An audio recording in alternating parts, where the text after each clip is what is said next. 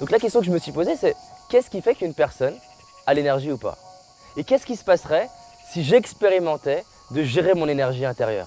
Parce que finalement, si ça vient pas de l'extérieur, si ça vient pas de mon chef, mais juste de moi, qu'est-ce qui se passerait si je m'entraînais en moi à créer l'énergie? Je suis docteur en médecine, j'ai exercé la médecine pendant 25 ans, la médecine que je qualifierais de médecine de famille. Pendant toutes mes 25 années d'exercice, je me suis toujours spécialisé dans tout ce que je trouvais au niveau médecine, ostéopathie, nutrition, etc.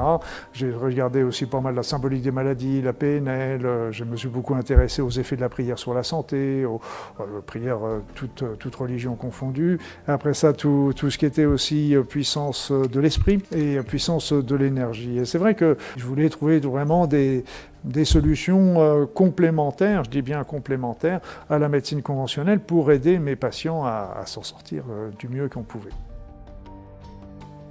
Les physiciens quantiques le disent bien, c'est qu'au départ, on a commencé à s'intéresser à la matière. Et puis on s'est aperçu qu'il y avait des choses qu'on ne comprenait pas très bien, donc on a commencé à creuser, et on s'est aperçu qu'ils sont tombés sur l'énergie. L'énergie va se concentrer, va former des particules, les particules vont s'associer pour former des atomes, puis des protéines, puis des cellules, puis des êtres humains.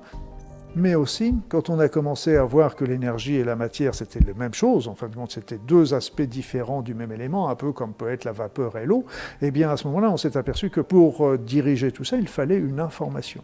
Ça nous a montré que notre pensée agissait sur la matière. Et après ça, il y a eu d'autres travaux qui sont célèbres maintenant de Masaru Emoto, qui nous montraient bien que l'intention, la pensée qu'on envoyait sur un verre d'eau provoquait dans ce verre d'eau des cristallisations qui étaient différentes selon que la pensée était d'amour ou une pensée négative et destructrice. En médecine, tout simplement, on sait très bien que la pensée agit sur notre corps. On sait déjà l'effet placebo. Qu'est-ce que c'est l'effet placebo? C'est l'effet de notre pensée sur le corps, tout simplement. Le patient croit au traitement qui lui est donné, et simplement ça fait 30% de tous les résultats positifs de toutes les médecines. Médecine conventionnelle, médecine naturelle, médecine énergétique, toutes bénéficient de cet effet placebo. Et puis après ça, même la sophrologie, l'hypnose, ils font que passer l'induction, et l'esprit de la personne va agir sur le corps. Comme on met la personne en plein état modifié de conscience, tout ce qu'on lui passe, à ce moment-là, elle le prend tout de suite et elle agit.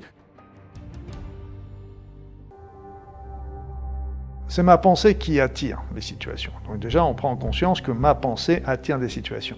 Et là, justement, comme le disent très bien les psychiatres et les psychologues, ils le disent, ok, nous avons un inconscient et ce n'est pas notre conscient qui nous dirige. Notre inconscient nous dirige dans 99% des cas. Or, cet inconscient, il est programmé par toute notre éducation. Moi, je suis ancien kiné, ostéopathe, etc. Et recevant beaucoup de personnes que les autres thérapeutes n'arrivaient pas à résoudre, je me suis penché un peu plus sur les aspects psycho-émotionnels donc des personnes que je recevais. Ce que j'observe surtout, ce qui bloque les gens, c'est les croyances négatives et les conditionnements, beaucoup. Voilà, par exemple, l'enfant, on leur a dit qu'ils n'étaient pas à la hauteur, ou ils étaient bons à rien, etc. Toute leur vie, ils ont programmé des comportements en relation avec ces paroles qui ont été dites ou ce qu'eux, ils ont pensé à l'époque du jugement qu'on a pu avoir sur eux. De manière automatique, on est tout le temps sur ce fonctionnement. On émet tout le temps des pensées. De notre champ énergétique est émise une fréquence.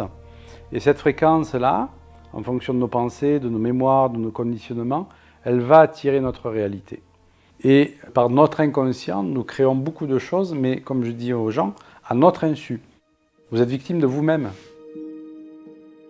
Si j'ai une situation désagréable, c'est une ou plusieurs pensées négatives, plusieurs programmes erronés, négatifs pour moi, qui ont attiré cette situation-là. Reste à moi, à ce moment-là, de demander à son effacement. Et donc, en effaçant le programme erroné, eh bien, à ce moment-là, on va attirer à nous une autre situation qui, comme la première a été délétère, la deuxième a de bonnes chances de réussir. Donc, à qui on demande Ho'oponopono, les Hawaïens demandaient à leur divinité intérieure, à leur représentant, à l'étincelle divine qui était en eux. D'autres vont demander directement à Dieu. Et ceux qui ne croient pas à tout ça, ça n'a aucune importance, demandez à votre inconscient, à votre subconscient, et ça marchera tout à fait bien. Il faut rester toujours en adéquation avec ses pensées, avec ses croyances. Moi, je dis simplement, je demande à ce que la mémoire erronée, ou les mémoires erronées qui ont été à l'origine de ça, soient effacées de mon inconscient. C'est pas un traitement, ça ne remplacera jamais la psychothérapie, etc.